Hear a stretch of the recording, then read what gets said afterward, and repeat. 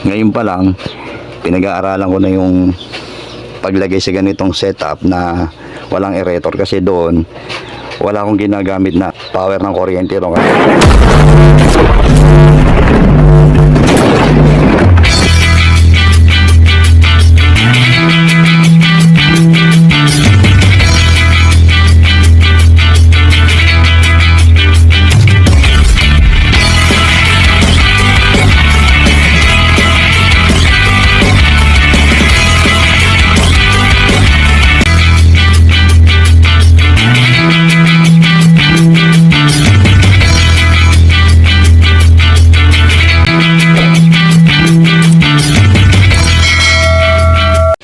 Ayan, great morning mga ka-hobby.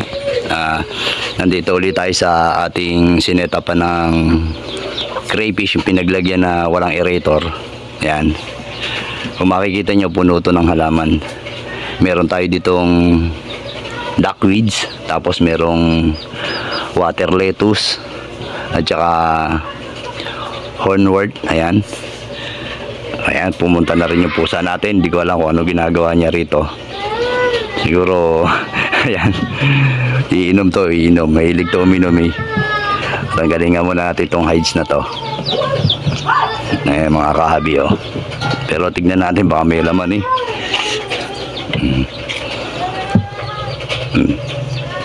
Wala naman laman.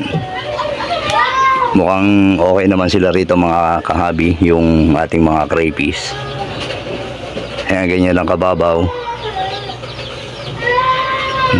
Tapos nilagyan natin ng ng mga isda. Ayan, kung makikita nyo, may mga isda lumalangoy yan, para yung mga kitikite o itlog ng lamok kinakain na nila, para hindi na maging lamok. Kasi mahirap na magkaroon ng lamok eh. Mahirap pagka may dengue. O ayan mga ka-hobby, oh. Ganyan lang kababaw yung nilagay natin tubig. Kung meron kayong idea sa rep tab, yung naka-usli na to, halos pantay lang tayo dito. Kasi yan, kaya medyo nakita nyo merong tubig na sobra. Umuulan kasi, direct sunlight din po siya, tapos nauulanan. Kaya titignan natin kung talagang safe sila dito o mabubuhay talaga. Kasi ano to eh, nasa 1 week na tayo mga ka-hobby na minomonitor tong ating mga crayfish. Yan, medyo nakatago lang sila, pero tingnan natin para sigurado tayo. Pakita ko sa inyo mga ka-hobby na okay yung ating mga crayfish. Andiyan lang sila.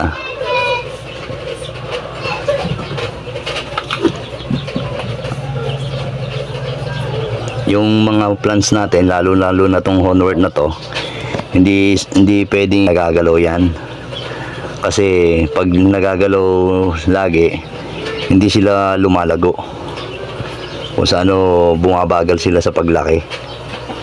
Hawiin lang natin para medyo makita natin yung ating crayfish. Ayan, kasi maaga ngayon eh. Pero mamayang hapon sana, kaya lang ngayon lang ako walang gaano ginagawa, kaya i-video ko na rin po.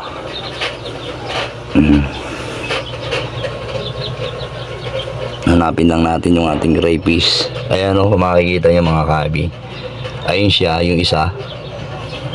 Naka-usli yung niya. Yan, yung panipit. Yan yung isa. Tapos hanapin pa natin yung dalawa.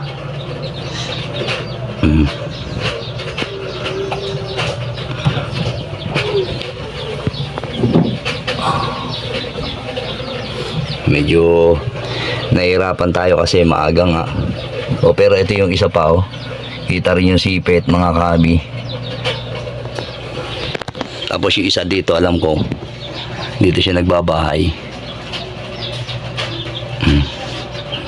Pero i-update ko rin kayo mga ka-hobby lagi dito sa ating minomonitor na walang air pump. Yan, subukan talaga natin kung ano. Mukhang okay naman sila kasi umabot na sila ng 1 week.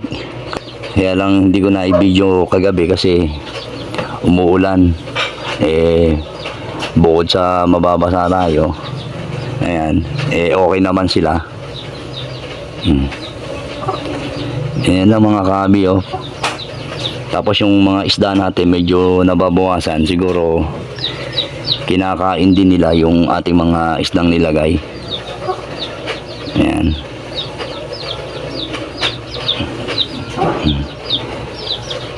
Mas gaganda pa to mga kahabi, yung mga plants na to pagka hindi gaano nagagalaw. Ayan. Pati yung itong mga duckweeds. Ayan o mga kahabi, oh. Nakikita nyo? Pumasok na naman. Ayan. Okay naman. Ayun yung pangatlo. Lumabas pala siya. Kung nakikita nyo yung parang yung buhok, yung parang antena. Parang sa ipis, ayun o. O, ayan siya, yung pangatlo. Yung isa nandito. Yung isa nandito. Ibig sabihin, effective yung 1 week natin na paglagay dito sa ating rep tub. Ayan. Mukhang tagumpay yung ating paglalagay sa ganitong setup, mga kahabi. Ayan. Kasi kaya ako sinubukan to dun sa ginawa kong backyard farm. Marami ako dun na rep tub na nilalagyan ng isda. Ngayon kung mapaparami ko yung ating crayfish, siguro unti-unti natin i-out yung mga isda, tapos ipapalit natin yung mga crayfish para maparami. Kasi alam ko pagka ito nag-anak o nag-itlog at nagpisa, hindi kakasya yung maliit na lagayan dun sa mga crayfish natin. Kung nag-iitlog man sila ng 100 o napipisa yung 100 na itlog at ito'y mabubuhay, problema tayo sa mga lagayan. Kaya ngayon pa lang pinag-aaralan ko na yung paglagay sa ganitong setup na walang aerator, kasi doon wala akong ginagamit na wala kaming power ng kuryente ron. Kaya sinusubukan ko tong setup na to. Ngayon pag okay na talaga, o kagaya nito, 1 week na tayo mga kahabi na minonitor tong ating mga crayfish na nilagay dito. Mukhang okay naman sila kahit nauulanan, naarawan, okay naman. Tapos yung makikita natin yung mga halaman natin, okay na kinakain din nila to mga kahabi. Yung mga halaman na to, yung duckweeds, lalo yan duckweeds, gustong gusto nila yan. Paano mga kahabi, ito yung 1 week nating monitor sa ating mga crayfish na no air pump. A few moments later. Ayun, kanina inaano ko, ayaw lumabas. Yan. Iya ka. Laki na, ayaw pa isa nandun. Tapos nandito yung isa. May kasamang isda. Kasi yun yung kumakain ng lamok. Para hindi bahaya ng lamok yung pag may isda, walang lamok. Kinakain nila yan eh. Ang laki na. Laki na yan. Tapos meron pa isa ron na iniwan. Kasi baka mamaya, may isa nandun Ito nandito siya Ito pa isa, nandito. Dalawa sila ro. Ay hindi, nasa bato to, nakatago. Doon siya sa muksok Ayun nag-aaway. Sa ganitong rep, parang lang. Parang siguro mga 6 lang siguro na piraso. Parang maliit Hindi kasya yung marami rito sa rep. Hindi mo, 3 na yan Tatlo. Kung dadagdagan mo pa ulit yung 3, 6. Baka 3 pares ng pwede rito sa ganitong rep siguro dyan mga 10. Yung laki Gata lang yung binidyo. Kanina walang lumalabas. Paano mga kabi, ito yung 1 week nating monitor sa ating mga crayfish na no air pump. Ayan mga kabi.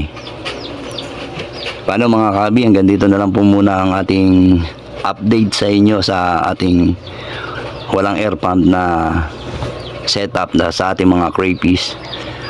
Maraming pong salamat sa inyo pong pagsuporta sa Aljeros Vlog. Paki-subscribe po ang ating channel. Paki-pindot na rin po notification bell para updated po kayo sa lahat ng video na aking ginagawa. See you next vlog. God bless po mga kabi. Bye bye.